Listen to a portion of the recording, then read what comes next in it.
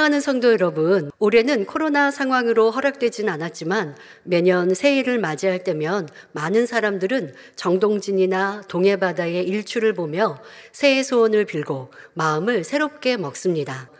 그러나 대부분 사람들은 한 달이 지나면, 아니 일주만 지나도 작심한 계획들과 결단이 물거품이 되고 예전으로 돌아가 버립니다.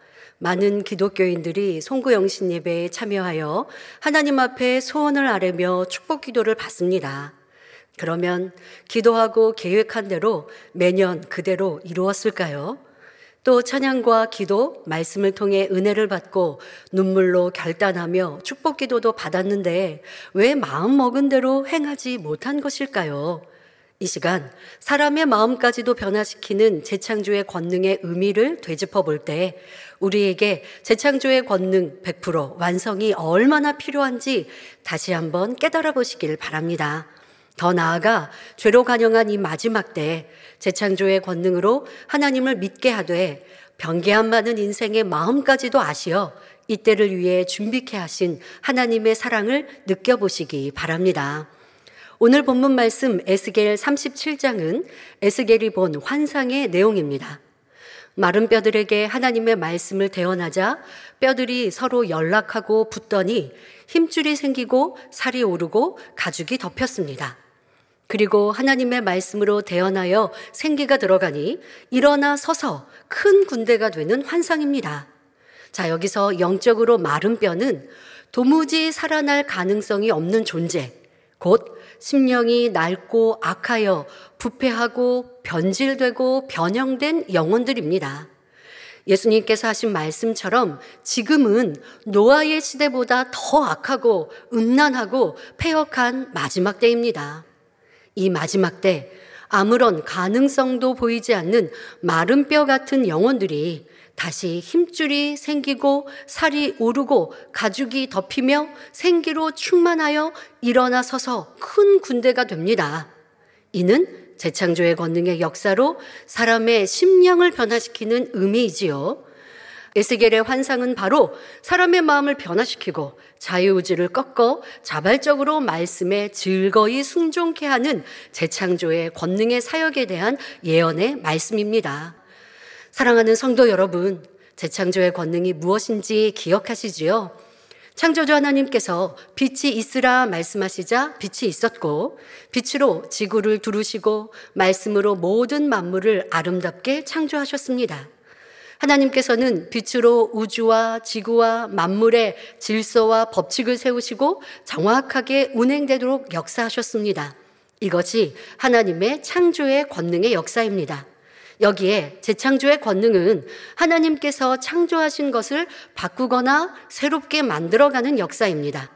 만약 여러분이 특별한 분에게 선물 받은 예쁜 꽃나무가 있는데 어떤 이유에서인지 시들다가 결국 말라서 죽고 말았습니다. 이렇게 말라 죽은 꽃을 다시 살려내어 꽃을 피우는 역사가 바로 재창조의 권능입니다. 또한 앞서 설명한 대로 사람의 마음을 변화시킬 수 있습니다. 그리고 자연재해, 재난, 재앙 같은 일들도 해결할 수 있지요. 자, 사람의 몸도 마찬가지입니다. 지금 온 세계가 몸살을 겪고 있는 코로나19 바이러스는 너무도 빠르게 전 세계로 확산되었고 약 1년이 지난 현재도 잡히지 않고 있습니다. 그동안 신종플루, 사스, 에볼라 바이러스, 메르스 등 각종 신종 질병이 생겼는데 그때 당회장님께서는 앞으로 신종, 변종 바이러스가 창궐할 것을 말씀하셨지요. 그러나 재창조의 권능으로는 죽은 신경이 살아나고 마비된 조직과 세포가 재생되어 기능이 살아나 정상으로 회복될 수 있습니다. 시신경과 세포들이 죽어 시력을 잃었더라도 시력을 회복할 수 있고 마비된 팔다리가 풀리고 뒤틀린 골반이나 뼈라도 맞춰지고 짧은 다리라도 길어질 수 있는 것입니다. 자, 이에 대해 몇 가지 간증을 말씀드리겠습니다.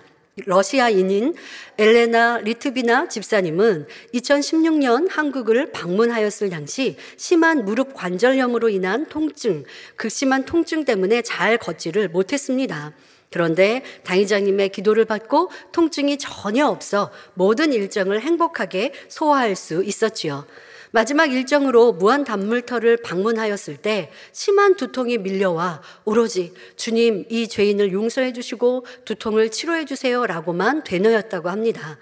다음 날 아침 컨디션이 놀랄 만큼 좋아져 러시아로 귀국한 그녀에게 더 놀라운 일이 기다리고 있었습니다.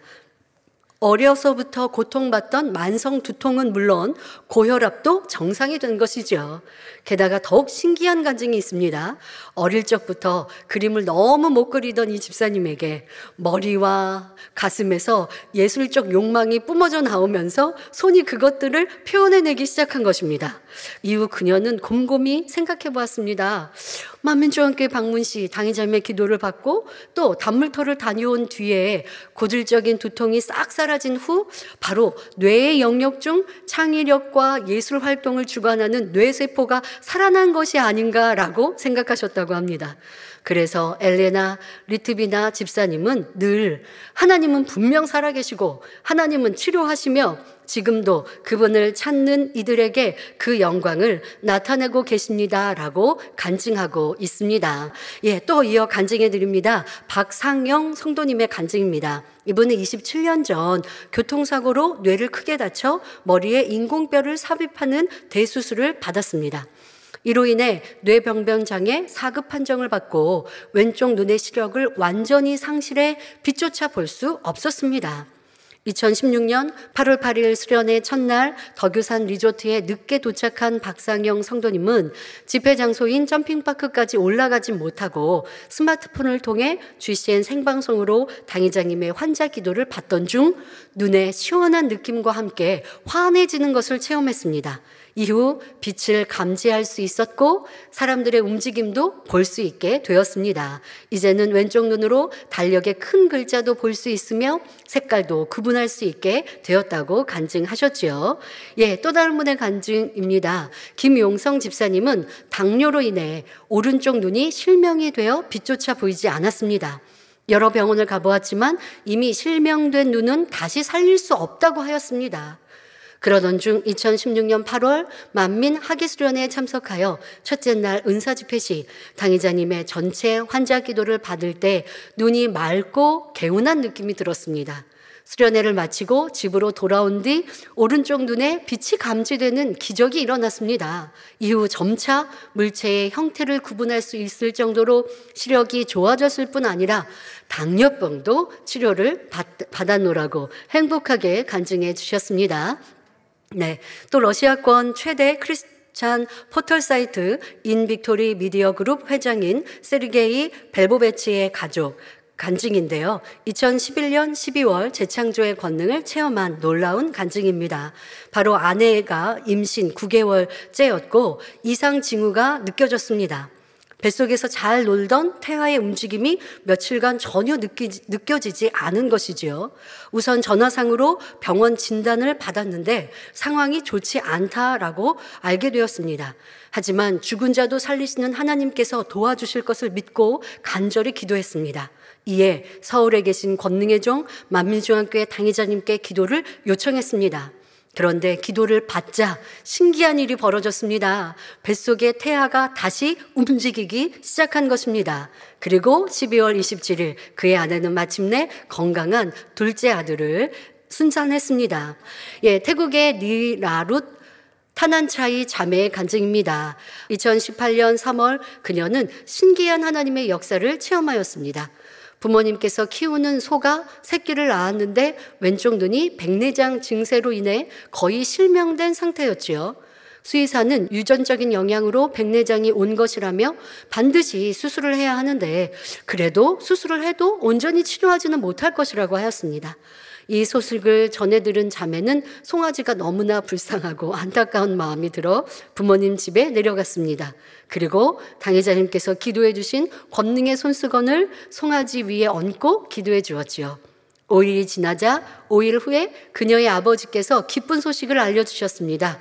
놀랍게도 송아지의 백내장이 깨끗이 사라져 눈동자가 달라졌고 이제는 잘 걷고 뛴다는 것입니다.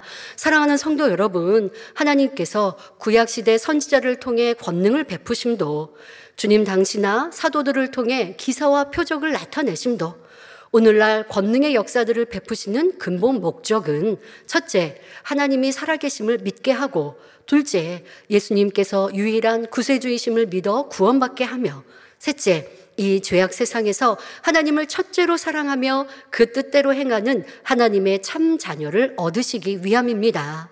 우리 만민의 성도님들이라면 새 예루살렘에 들어갈 수 있도록 신부단장 잘하게 하시려는 이유이지요. 지금 이 세대 사람들의 마음은 세상의 것들로 가득하여 하나님을 믿으려 하지 않습니다. 믿는 사람들이라도 세상 문화에 젖어들거나 자기 의와 틀 속에 더 이상 믿음이 자라지 못하고 신앙의 정체에 빠져 있는 경우도 참으로 많습니다. 우리는 어떠합니까? 기사와 표적, 희한한 일들을 보니 기뻐하며 성령 충만하였습니다. 그러니 죄를 지적하고 세상을 사랑치 말라 하신 말씀에 순종할 수 있었습니다. 그러나 마음에 변개함이 있고 자기를 사랑하는 마음이 남아 있으니 어느 정도 순종하다가 힘들다, 어렵다 하며 성결에 대한 사모함과 열심이 식어지기도 합니다. 우리는 너무도 많이 보고 체험하였는데 더딘 우리에게 심령을 변화시키는 재창조의 권능의 완성이 절실히 필요함을 느낍니다. 본교회는 1982년 10월 10일 일어나라 빛을 발하라 라는 표어 아래 창립하여 성결의 말씀으로 어두운 세상에 빛을 밝히며 크고 놀라운 권능의 역사들로 하나님께 영광 돌려왔습니다.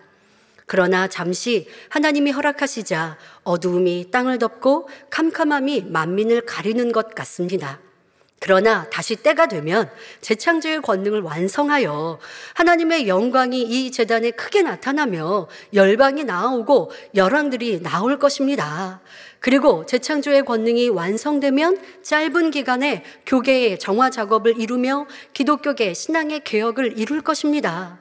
그리고 심히 음란하고 폐역한 이 세대의 인생들, 저 사람은 도저히 구원받을 수 없다라고 하는 사람들, 상처나고 더러워진 마음, 굳어지고 냉랭하고 차가운 마음들에 마지막 구원의 기회가 주어지고 참된 위로와 치유의 역사가 나타날 것입니다. 그러니 재창조의 권능은 적그리스도의 세력으로부터 수많은 영혼을 구원해내는 비밀 병기이며 마지막 때 누구라도 하나님을 만나 구원에 이르게 허락하신 하나님의 크고 놀라운 축복입니다. 또 우리에게는 새 예루살렘에 들어가도록 이끌어주는 사랑의 선물이지요. 하나님께서는 인간경작 마지막 정점을 결코 초라하게 마무리하지 않으십니다. 그날에 사랑으로 하나 된 만민은 마지막 때 계획하신 섭리를 온전히 이루어 드릴 것입니다. 이런 믿음과 소망을 가지고 기도하시어 모두가 권능의 풍성한 열매로 나오시길 주님의 이름으로 축원합니다.